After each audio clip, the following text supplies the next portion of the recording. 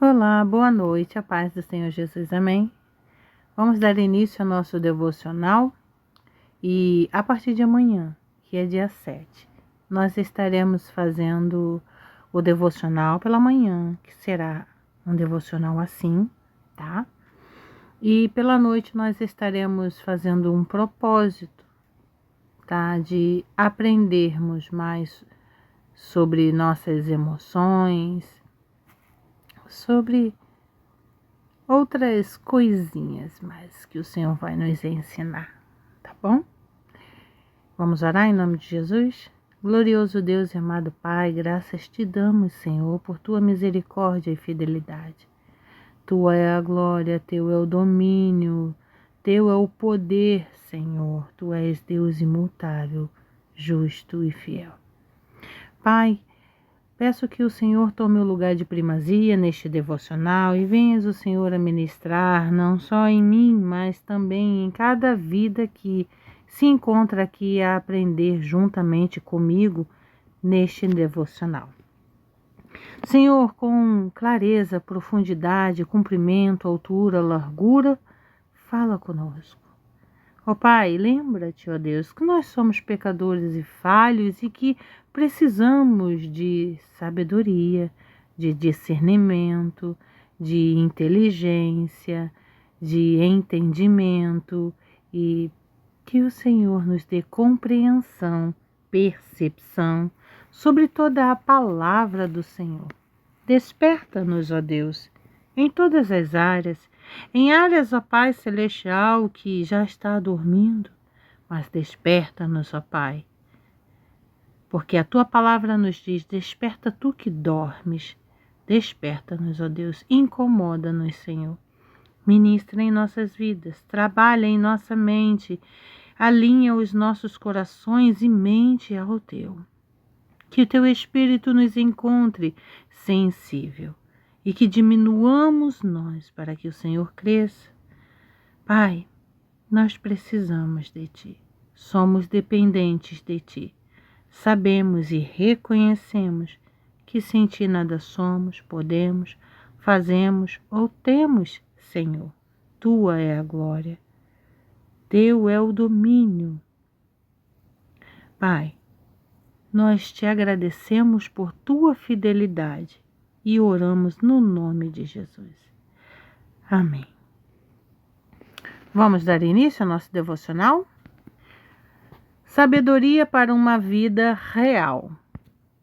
6 de janeiro. Sabedoria para uma vida real. Texto base, Eclesiastes capítulo 7, versículo 19. A sabedoria ajuda mais uma pessoa do que 10 governantes ajudam uma cidade. Palavra-chave: equilíbrio. Frase do dia, da noite: não podemos controlar o que acontece, mas podemos escolher como reagir. É verdade. É verdade. É verdade. Digo isso por hoje. Meu dia hoje foi abençoado, mas em determinados momentos do dia eu tive que escolher louvar, mesmo estando com um início de raiva. Sim. Ah, mas eu vou louvar assim? Sim, é aí mesmo que você tem que louvar. Sim.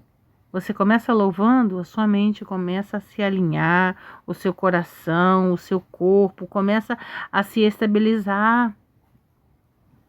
Tem um louvor que diz que louvar é estratégia. E nós devemos usar desta estratégia. É uma estratégia, você tem uma escolha. Ficar com raiva e sair cuspindo maribondo para tudo quanto é lado é uma escolha sua. Ou você vai louvar?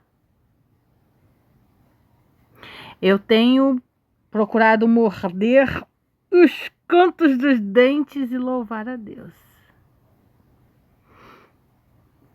E hoje o louvor foi: dá-me um coração igual ao teu... Não, não foi esse não. Foi outro. Qual foi, Espírito Santo, aquele louvor que eu estava cantando? Já até me esqueci. Mas sei que ele vai me lembrar. E eu canto um pedacinho dele para vocês. Vamos lá? Contexto. O rei Salomão reflete sobre as contradições da vida. Ele percebe que nem sempre as coisas são justas ou fazem sentido imediato. Este capítulo é um compilado de conselhos práticos que nos ensinam a ter pés no chão e a buscar uma sabedoria que vai além da inteligência humana, a sabedoria que nasce do temor a Deus.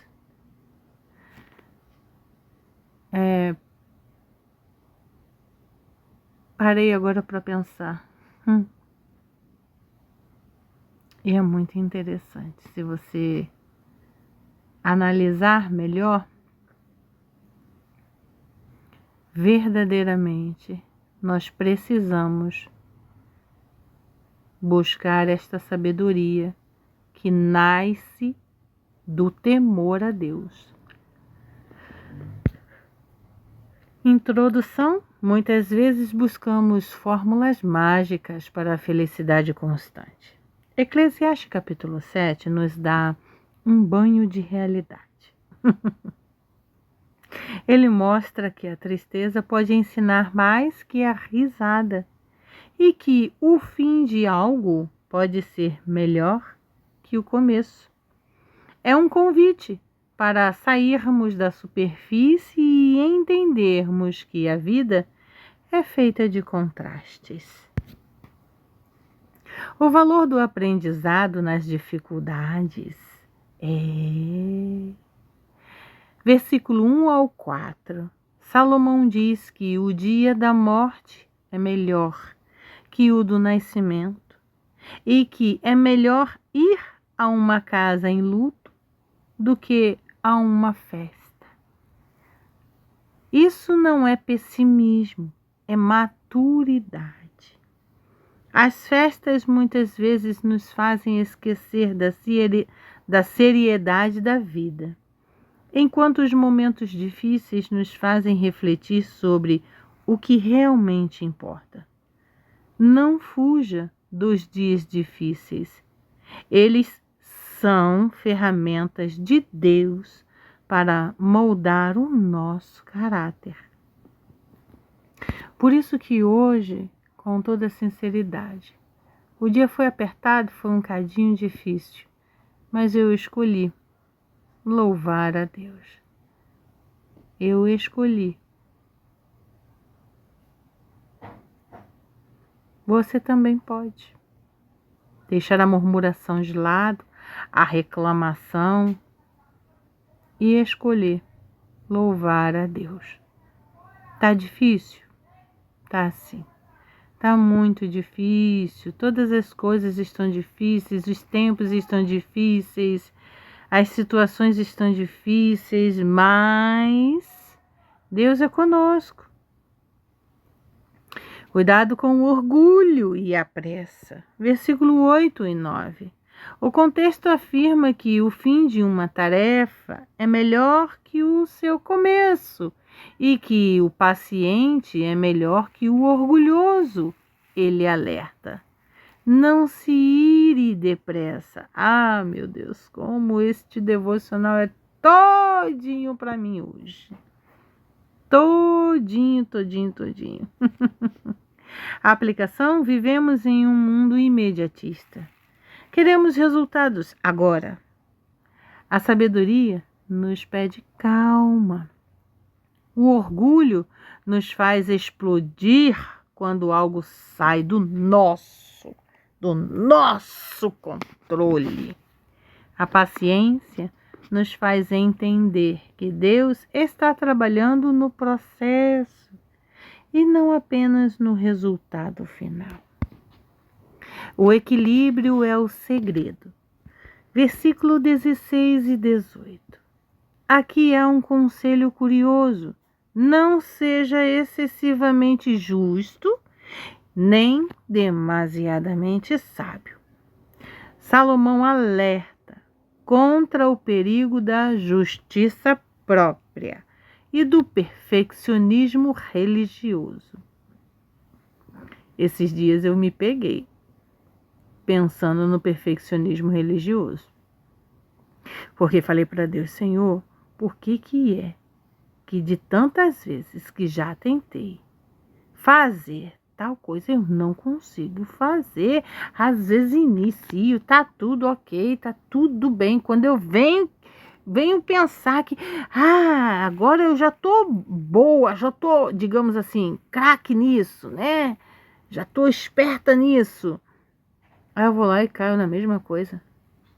Aí eu falo, Jesus, com vontade de me estapear, não é possível uma coisa dessas. Como é que pode? Eu sei. E aí o que acontece, Jesus? Eu vou lá e faço tudo de novo. Meu Deus! Aí me dá uma agonia. Eu falo para mim mesmo, isso não é certo. Aí o Senhor me lembra. Cuidado, o perfeccionismo religioso. Eu não te fiz para ser perfeitinha. Perfeito sou eu que quero habitar em você. E lembre-se, a minha graça te basta. Aí eu fico, tá bom, Jesus, mas isso me incomoda. Me incomoda. E ele fala para mim, descansa. Eu sou do seu coração, eu sei as suas intenções. E aí tem dias que ele me manda uma enxurrada de respostas e eu começo a chorar. Por quê? Porque eu fico constrangida, porque ele está me respondendo mesmo quando eu, digamos assim, não mereço. Este Deus, ele é maravilhoso. Então, Salomão alerta contra o perigo da justiça própria e do perfeccionismo religioso. Temos que tomar muito cuidado com isso. Quem se acha perfeito demais acaba se tornando arrogante e crítico. Eu estava me criticando muito. Seja íntegro, mas reconheça que você é humano e depende totalmente da graça de Deus todos os dias. Quando percebi isso, quando me lembrei disso, quando o Espírito Santo me lembrou, sabe, tudo ficou mais leve, foi como se um fardo tivesse saído dos meus ombros e eu tivesse, eu não preciso, Jesus já morreu na cruz por mim. Ele não quer religiosidade, ele quer intimidade. Não precisa agir deste jeito, não precisa pensar assim. Não precisa sentir assim, nem se sentir assim. Não deixe que o inimigo faça isso com você. Se tiver algo que precisa ser mudado, moldado, o Espírito Santo vai fazer. Mantenha a sua mente e o seu coração aberto para a mudança que ele queira fazer a hora que ele quiser. E pronto. Você não precisa se cobrar. Pois é. E vocês acham que foi necessário falar uma única vez? Não, eu tenho que repetir isso todas as vezes que a tal da religiosidade vem bater na minha porta. Gente, é assim que a gente tem que fazer. Porque o inimigo ele não desiste. E a gente tem que estar afiado na palavra do Senhor, vestindo a armadura do Senhor. Aceite o que Deus envia. Versículo 14. Na prosperidade, desfrute. Mas na adversidade, considere que Deus fez tanto uma quanto a outra. A aplicação: pare de brigar com as circunstâncias que você não pode mudar. Se a fase é boa, aproveite e agradeça. Se a fase é ruim, Pare e aprenda. Observe atentamente. Quando eu era mais jovem, eu gostava de ficar sentada no portão de casa. E lá no portão de casa, eu ficava olhando as pessoas passando. Mas eu ficava observando o jeito que elas andavam, o jeito como elas conversavam, o jeito como elas se comunicavam. Cresci gostando de fazer isso. Então aprendi a entender um pouco melhor sobre certas coisas, certas pessoas, observando. Eu gosto de fazer isso, isso é algo que eu gosto. Se você gosta de observar plantas, observar o tempo, observar as nuvens, faça. Entendeu? Faça. Porque se a fase é boa, aproveite ela e agradeça. Se a fase é ruim, pare e aprenda com ela. Enquanto a fase é ruim, pare e aprenda. Mas não esquece de agradecer também não, tá? Porque Deus já foi tão bom e Ele fez tanto a fase boa quanto permitiu a fase ruim chegar. Porque quando a fase boa tá boa, a gente tá lá toda alegrinha agradecendo, né? Aí quando a fase é ruim, a gente faz o quê? Ai, começa a reclamar, começa a resmungar. Não, temos que agradecer também. Por quê? Porque em Romanos capítulo 8, versículo 28, diz que todas as coisas cooperam para o bem daqueles que amam a Deus e que o Senhor tem uma obra segundo a vontade boa, perfeita e agradável dele sobre nós. Então, a fase ruim também é aqui, ó, um aprendizado. Deus está no controle tanto do sol quanto da chuva, tanto do dia quanto da noite. Hoje, você está tentando controlar cada detalhe do seu futuro ou está confiando na sabedoria de Deus para lidar com o que você não entende? Eu já falei para vocês que esse devocionário todinho para mim hoje é para você também, tá? Preste atenção. Conclusão: a sabedoria bíblica não serve para nos dar todas as respostas, mas para nos ensinar em quem confiar quando as respostas não aparecem. E quem vocês acham que devemos confiar quando as respostas não aparecem? É Ele mesmo, o Deus imutável, que não é homem para mentir, nem filho do homem para se arrepender. Uma vida equilibrada, paciente e reflexiva vale muito mais do que uma vida de aparências e pressa. Antes de terminarmos, eu vim aqui porque a minha mãe pediu para que eu lesse esse texto, essa história, este acontecido.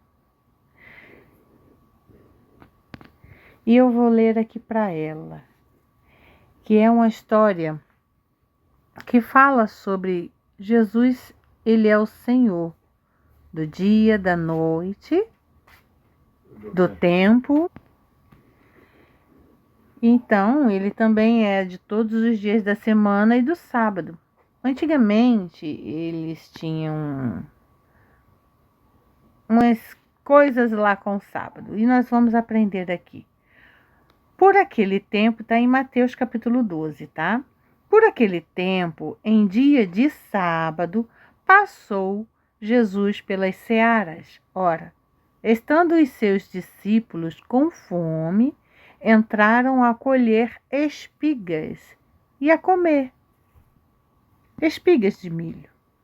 Os fariseus, porém, vendo isso, disseram-lhe: eis que os teus discípulos fazem o que não é lícito que não é lícito fazer em dia de sábado. Mas Jesus lhes disse: não lestes o que fez Davi quando ele e seus companheiros tiveram fome?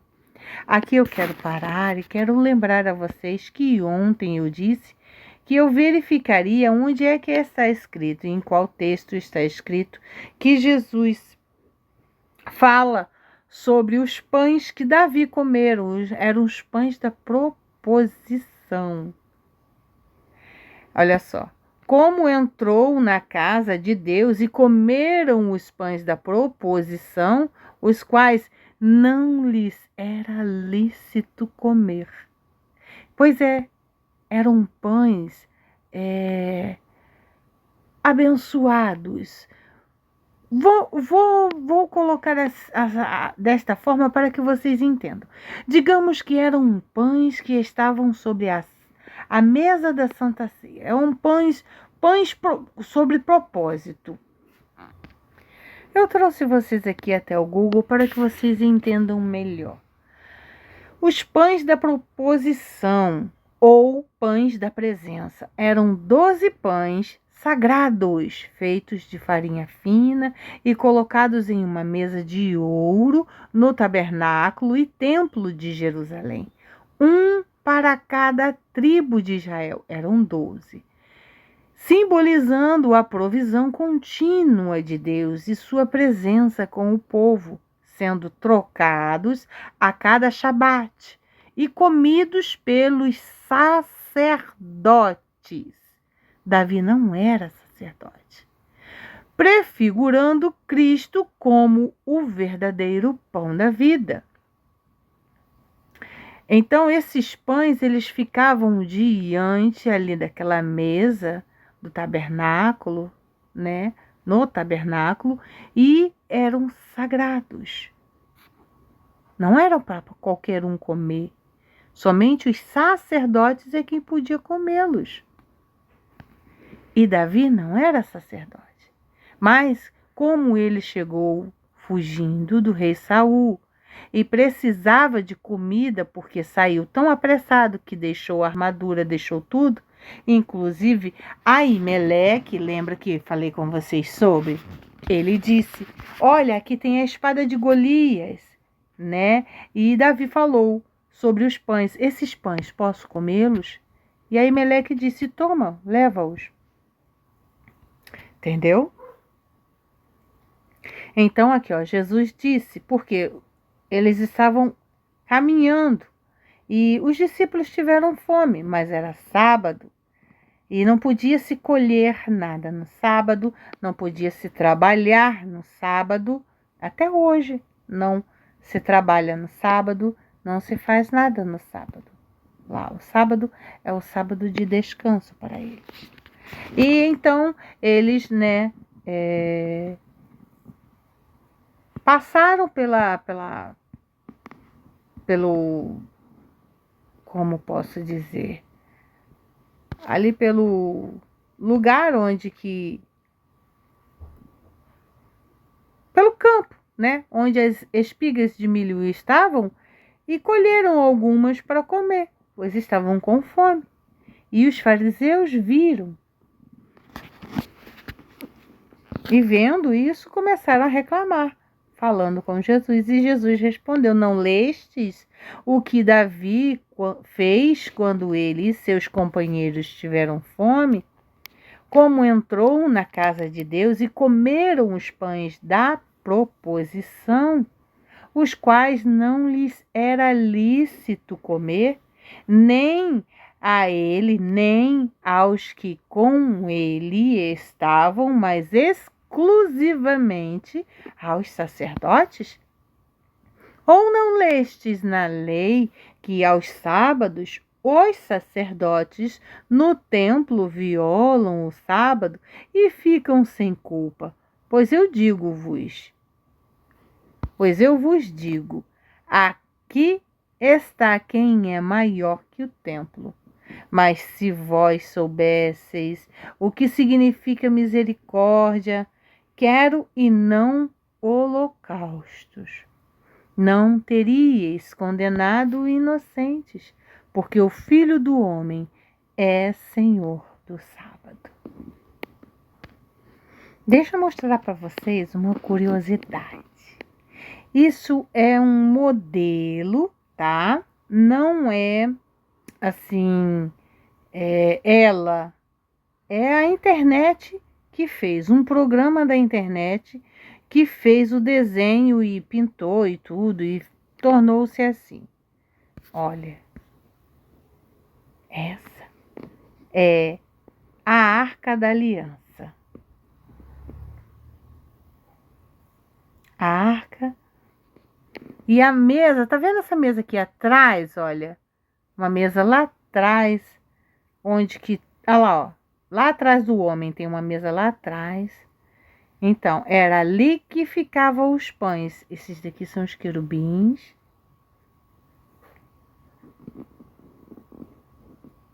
E os pães, olha lá, ó. Tá vendo a menorá, né? Que é esse castiçais. E lá, ó, lá embaixo tem ali do ladinho, sem ser essa mesa. Ali do ladinho tem uma outra mesa, né? Então, ali que ficavam os pães. Para vocês terem uma noção. Ela ficava em frente à arca. Esta é a Arca da Aliança. É um modelo de como foi feito. Isso aqui é feito por computador, tá? Aqui ficavam os aparatos, as colheres, as coisas que se mexiam, né? Na comida, E aqui nessa arca é que ficava a presença de Deus. E né, essa arca só podia ser tocada pelos levitas, devidamente purificados. Agora vamos orar? Em nome de Jesus, põe a mão em seu coração e repita comigo: Senhor, dá-me um coração sábio. Ajuda-me a não fugir das lições difíceis e a não me perder no orgulho quando as coisas dão certo. Que eu saiba aproveitar os dias bons com gratidão e atravessar os dias maus com confiança. Ensina-me a viver com equilíbrio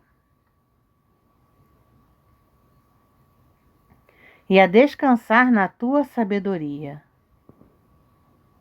Em nome de Jesus eu oro. Amém. Que o Senhor te abençoe, que o Senhor faça resplandecer o seu rosto sobre ti e te conceda a paz. Que a graça e a comunhão e o amor do Espírito Santo de Deus seja conosco em todo o tempo, para todo sempre. Amém.